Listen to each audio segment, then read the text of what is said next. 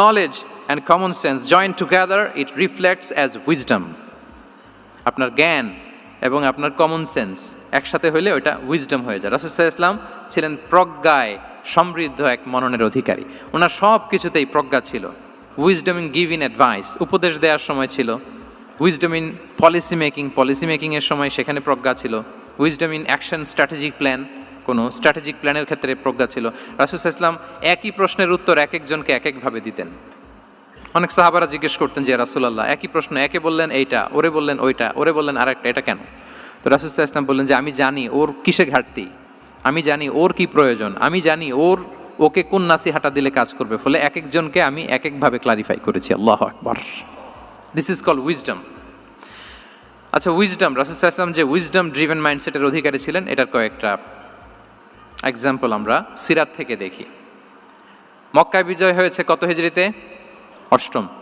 অষ্টম হিজরিতে যখন মক্কা বিজয় হলো, তখন রাসূল সাল্লাল্লাহু আলাইহি ওয়াসাল্লাম আম্মাজান আয়েশার সাথে গল্প করছিলেন আর বলছিলেন, আয়েশা, লাউলা হাদাসাতু আহদি কওমিকা বিল কুফরি লানাকাতুল কাবাতা ওয়ালা জাআলতুহা আলা আসাসি ইব্রাহিম।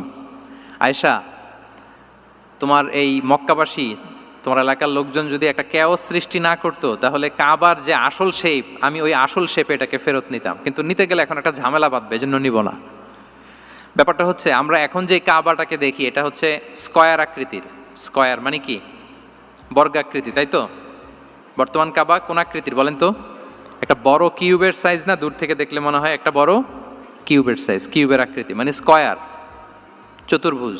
কিন্তু সাইয়েদনা ইব্রাহিম আলাইহিস সালাম যে কাবা নির্মাণ করেছিলেন, এটা কিন্তু এরকম কিউব ছিল না, ওইটা ছিল রেক্ট্যাঙ্গেল। রেক্ট্যাঙ্গেল ছিল, মানে আয়তাকৃতির ছিল, এরকম লম্বা। এই যে এই টেবিলটা যেরকম, টেবিলের যে শেপ এইরকম ছিল, এরকম লম্বা কাবাঘর ছিল আয়তাকৃতির। কিন্তু এখন এটা কমে স্কয়ার আকৃতির হয়ে গেছে।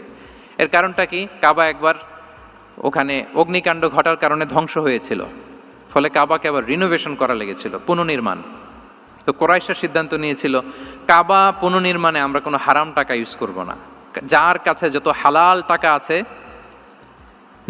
নিয়ে আসা হলো। কিন্তু হালাল টাকা যতটুকু জমা হয়েছে